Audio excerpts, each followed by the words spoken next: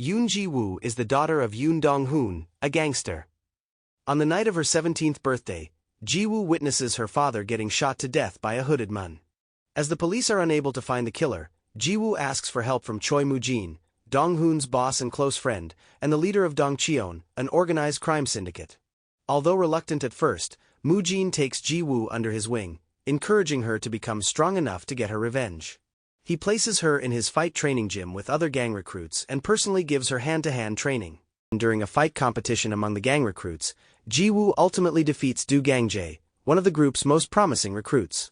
Gang-jae is angered at being defeated and drugs Ji-woo with the intention to rape her, but she fends him off.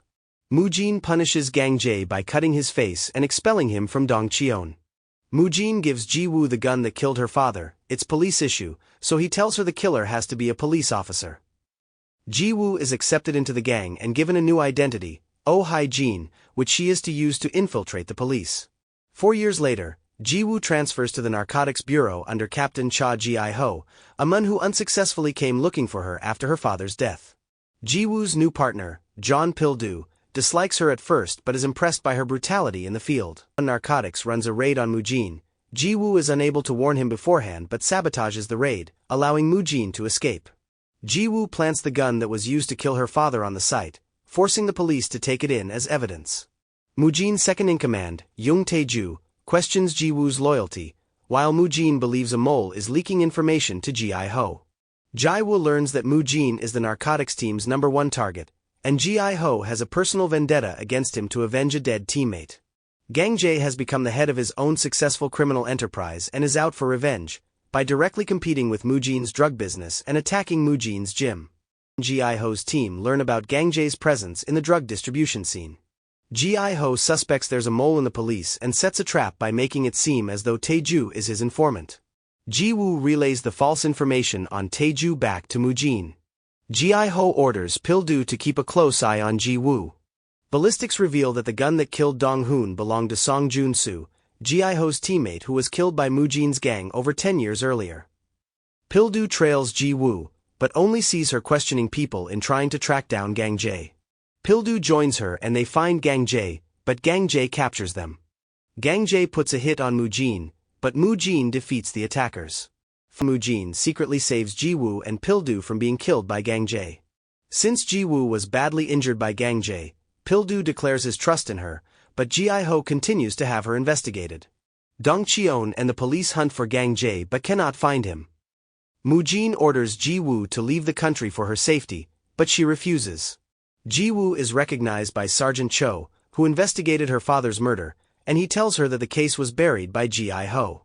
Moo-jin learns about this meeting and has Cho, who has been secretly working for him, killed.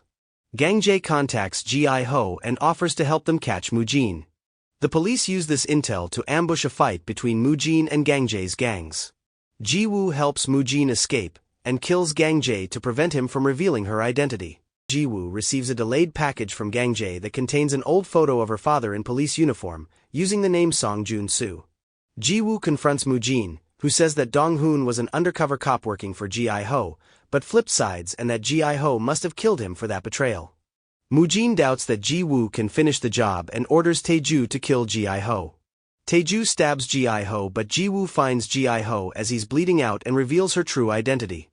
Ji-ho tells her that Dong-hoon never switched sides and that Moo-jin killed him when he found out about his duplicity.